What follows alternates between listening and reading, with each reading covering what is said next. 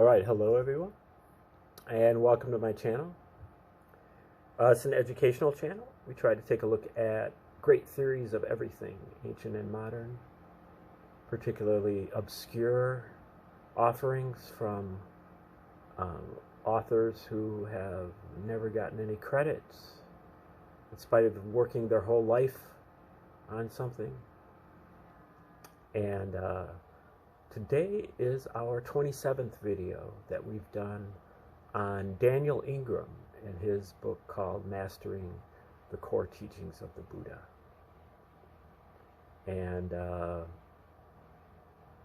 as you might understand, this book is about Buddhism, particularly insight practice, insight meditation practice, which is one of the three trainings of Buddhism that and the only one that allows a permanent cessation of suffering when mastered.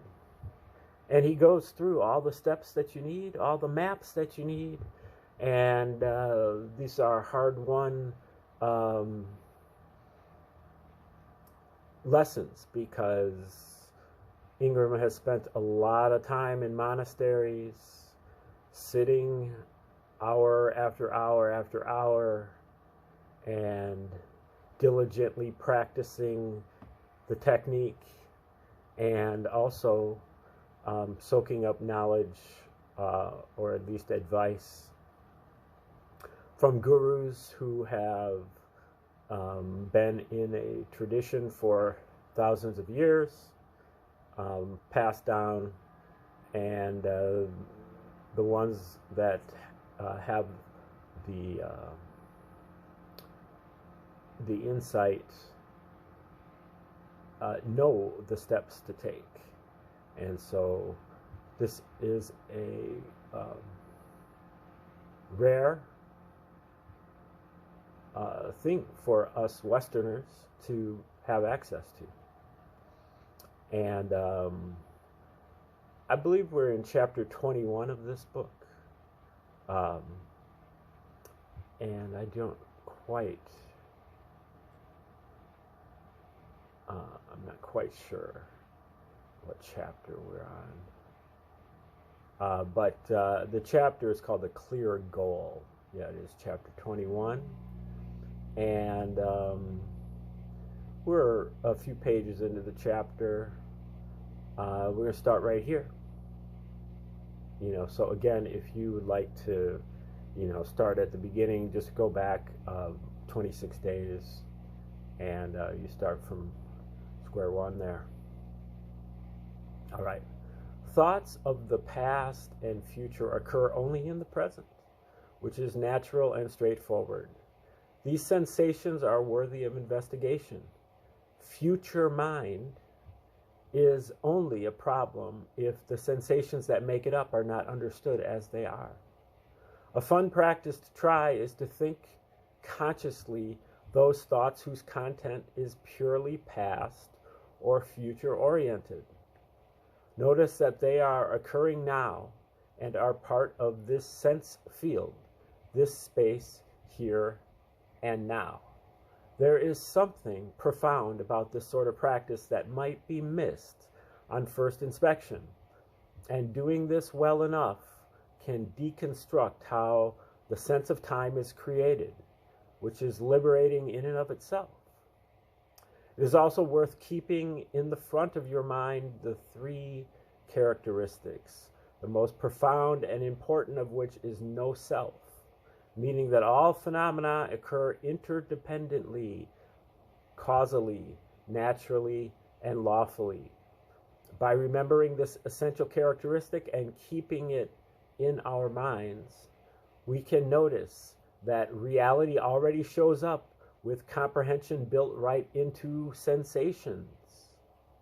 Sit quietly and notice this most fundamental and liberating aspect of things again and again, realizing that just sitting involves sensations, and each of these sensations is naturally revealing its true nature. Return to this paragraph when you feel you are frying yourself and read it a bunch of times to help it sink in as, strangely, this very easy and natural message can be a hard one to really integrate.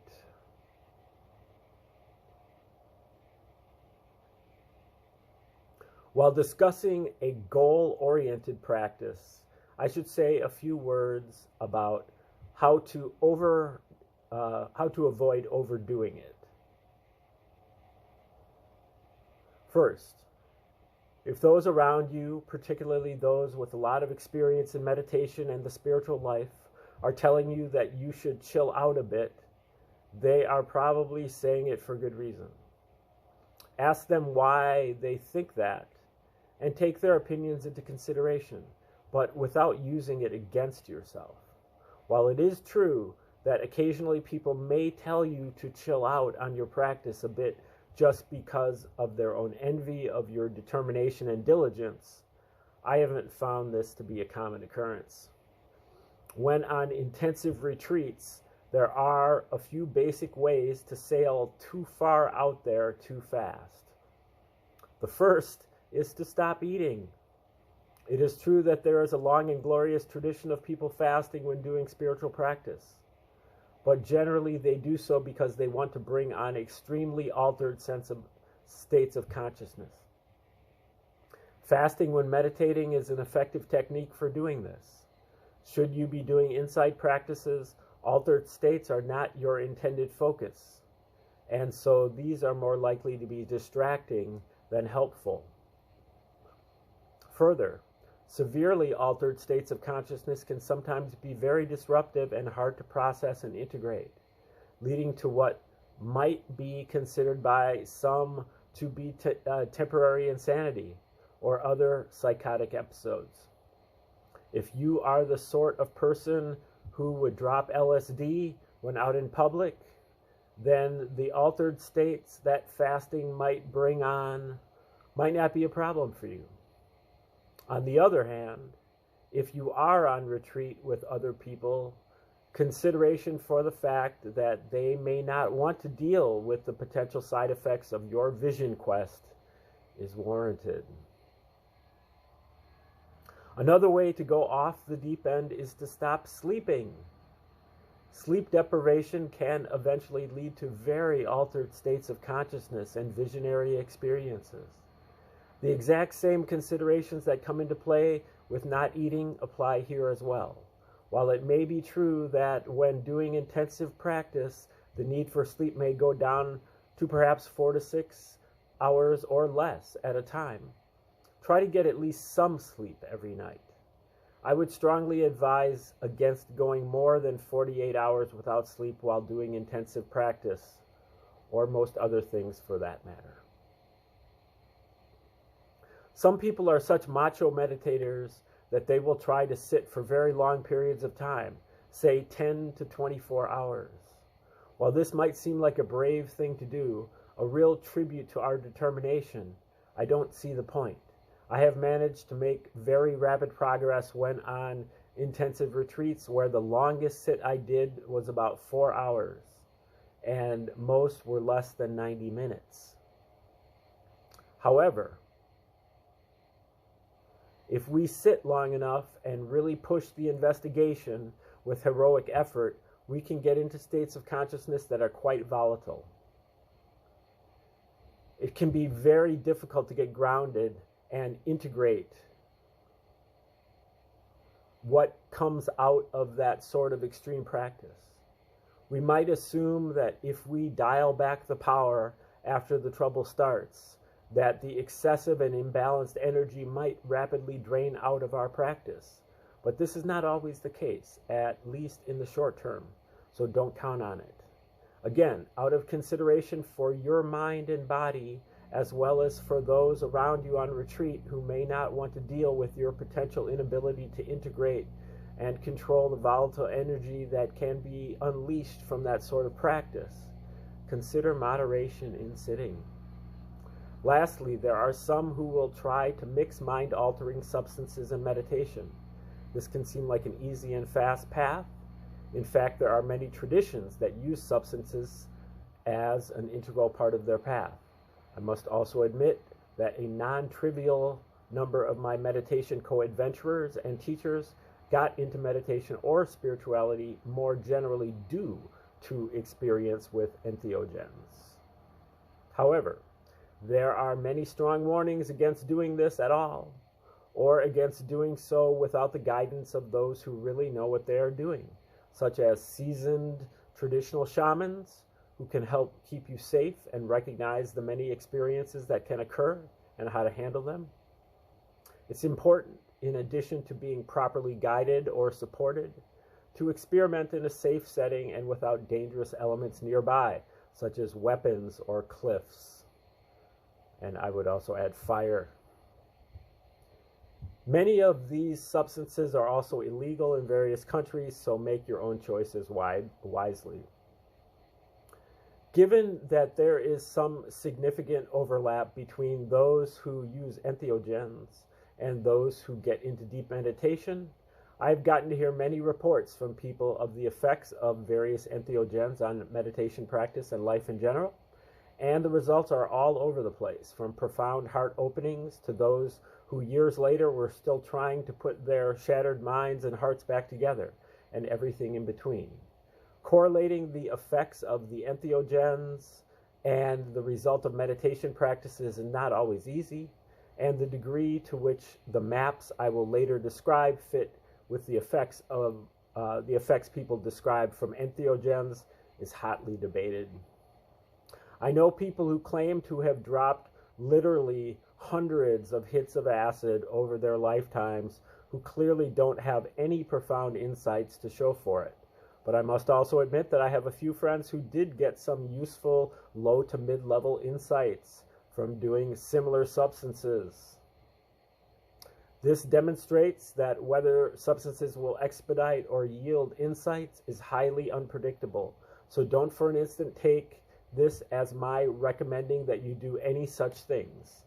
You are presumably an adult, and any decision to do anything rests totally on you. As a good friend with extensive personal experience with the heavy end of hallucinogens once said, quote, doing hallucinogens is like trying to fix a Swiss watch with a sledgehammer. I have found that simply doing insight or concentration practices consistently and well can quickly produce altered states and strange experiences that have taken me to the very brink of what I could skillfully handle and sometimes beyond. Further, there are reasons to learn to see things from different perspectives on our own power so that these may become part of who we are, who and what we are, rather than some transient side effect brought on by tinkering with our neurochemistry. In short, those on the path of heroic effort can easily get sidetracked into various ritualistic displays or other extreme methods and practices that seem like heroic effort. Heroic effort on the insight path means heroic investigation of the three characteristics of the sensations that make up our experience, whatever they may be. Thus, my advice when on an insight meditation retreat is to power the investigation skillfully all day long, whether you are sitting, walking, reclining, standing, eating, washing, etc., until you get stable enough to realize that reality is happening on its own, and just gently be with that. Take care of your body, particularly your knees and back. While some students of Buddhism can fixate on the loathsomeness of the body, it is the vehicle we ride to awakening, so care for it appropriately. As spending years working in emergency departments has taught me, by showing me both what people who live long, happy lives do, and also what happens when people do otherwise. Your best hope for good physical outcomes results from putting good, nourishing things in your mouth in moderate quantities, avoiding putting bad things in your mouth, exercising in non-damaging ways, driving safely, getting enough sleep, reducing stress, having a good attitude about life, having meaningful things to do with your time, and having good social support. When on retreat or practicing hard in some other context, Should those with more experience in these matters than you consistently tell you to back off on the effort just a bit, give it a try. I have occasionally stubbornly done otherwise and sorely regretted it. William Blake wrote that we do not know what is enough unless we know what is more than enough. Unfortunately, most insight meditators will not put forth enough effort to know either. However, should you find that you are frying yourself through too much effort, learn from your mistakes and follow the middle path. Should you find yourself way out there in crazy land and unable to figure out how to get back to balance despite the skillful help of good teachers, seriously consider relying on standard medical psychiatric services and treatments for support. Remember back in the foreword and warning when I said that some people would unfortunately ignore the various paragraphs that tell them to avoid frying themselves? These are some of those paragraphs. There will be many more specific details about mental illness and adverse practice side effects later to help flesh out the points made here.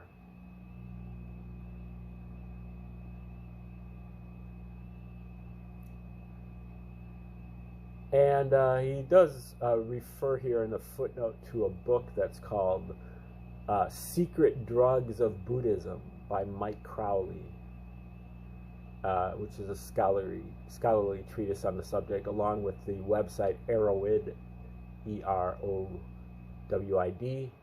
which has a lot of chroniclers of entheogen ingesters. Okay, back to the text. The last point about having a clear goal I make reluctantly, as I am afraid that I will justify the very thing I wish to speak out against. Here goes. I heard someone speculating that Zen might have developed as being very austere, strict, and drab because of how colorful and unstable Japan was during its development. And likewise, the Tibetan tradition was very colorful and complex because much of the landscape of Tibet was so alienating and bleak. Burmese Buddhism might be so extremely technical, goal-oriented, straightforward, empowering, and efficient because their country is such a chaotic mess politically.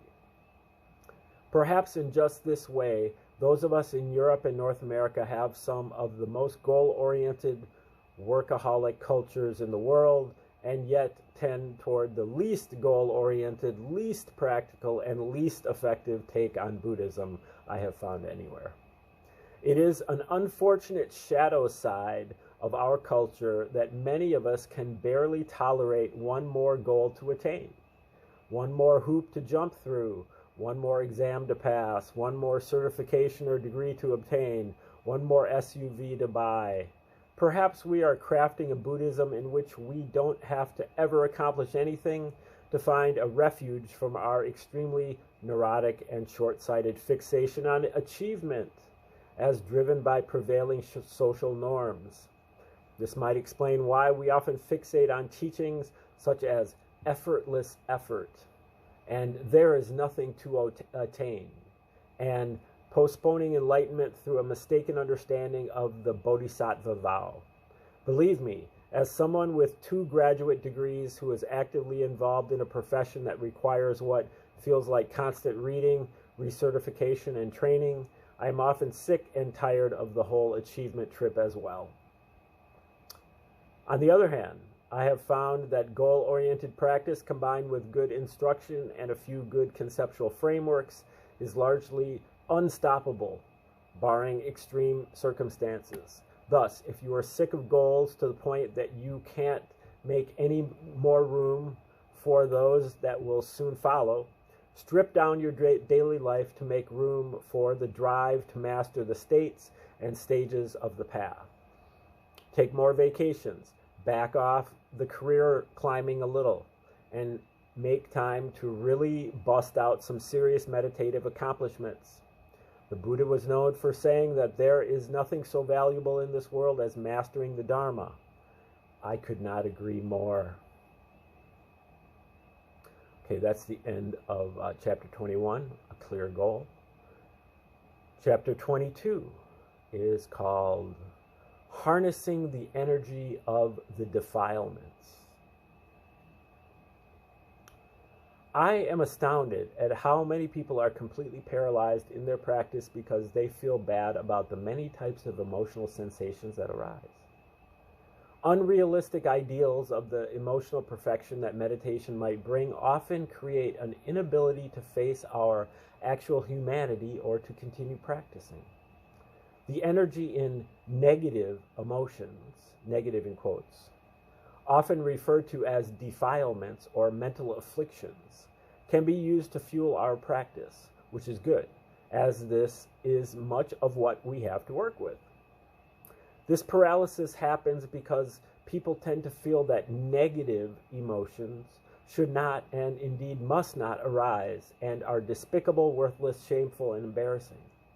While there is much to be said for consciously understanding and or restraining the actions of body, speech, and mind that would otherwise result from destructive emotions, there is also a lot to be said for using the tremendous energy of the wide range of emotion in skillful ways. Basically, until we are awakened, some odd mixture of compassion and confusion motivates everything we do, as mentioned already, and so we must learn to work with this. Further, those potentially useful emotional energies will continue to arise like the weather, even in awakened beings, contrary to popular belief.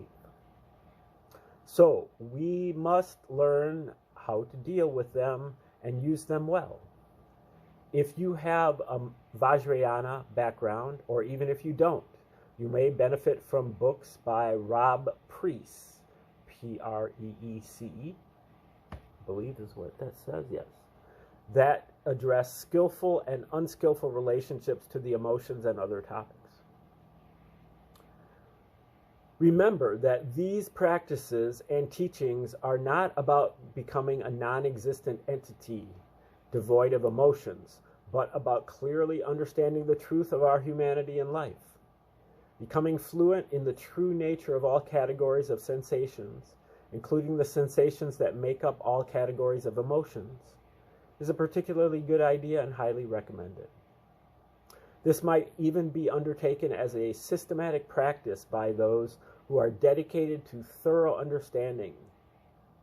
Thus, if you are doing noting practice, which I highly recommend, try to note precisely which emotions you are feeling, such as fear, boredom, anger, confidence, restlessness, joy, jealousy, dread, elation, envy, frustration, doubt, etc.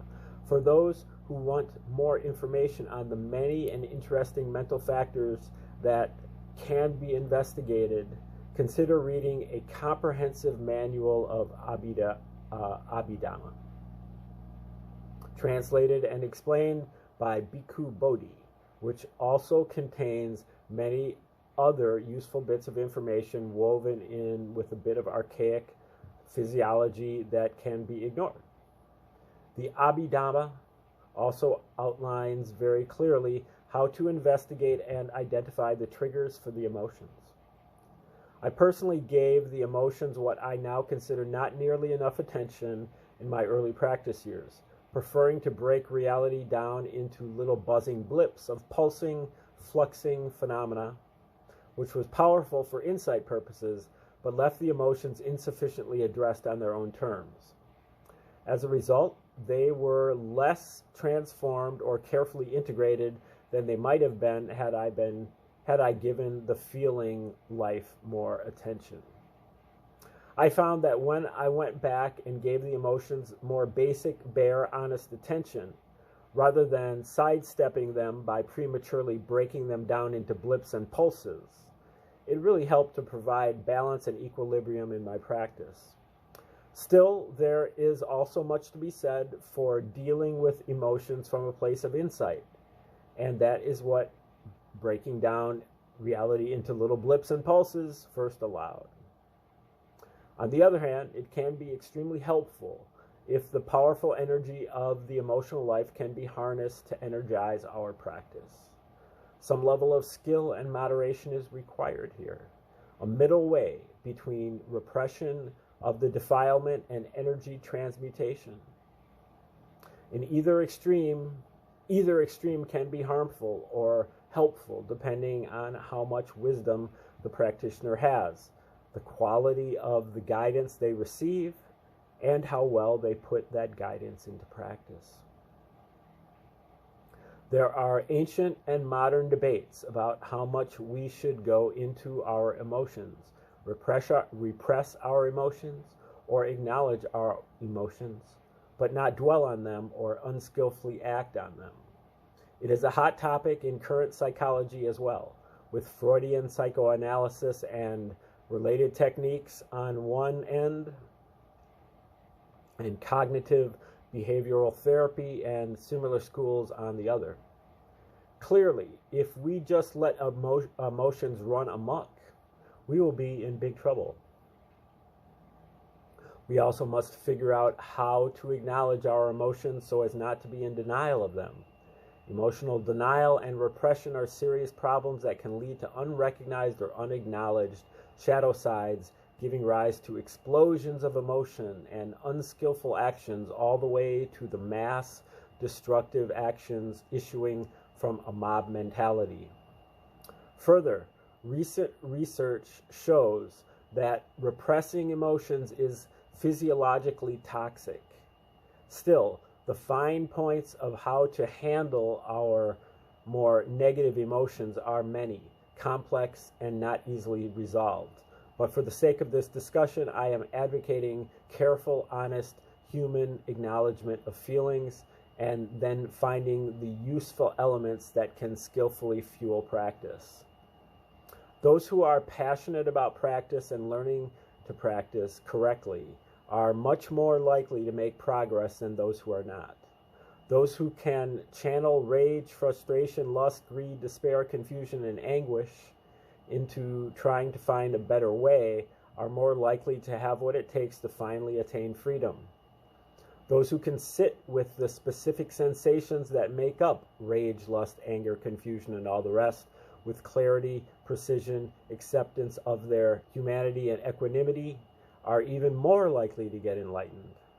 This paragraph deserves to be read more than once. It is common for people to feel badly about their lack of perceived progress. This can cause extreme frustration, self-judgment, self-hatred, jealousy, depression, extremes of blind faith, and rigid adherence to dogma.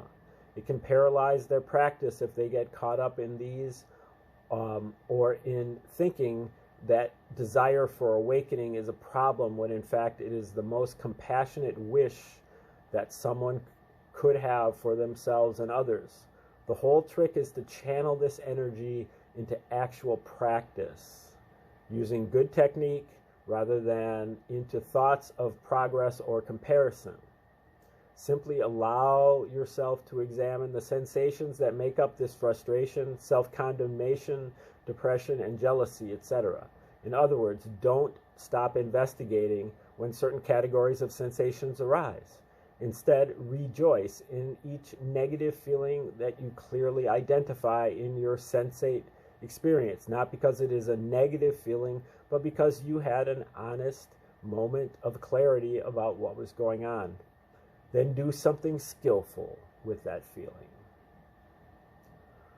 Okay, that is a pretty good place to stop. He's going to begin, he gives us an exercise to practice right next, so we'll get into that tomorrow. But thanks for tuning in today, and hope to see you again tomorrow. Have a great day.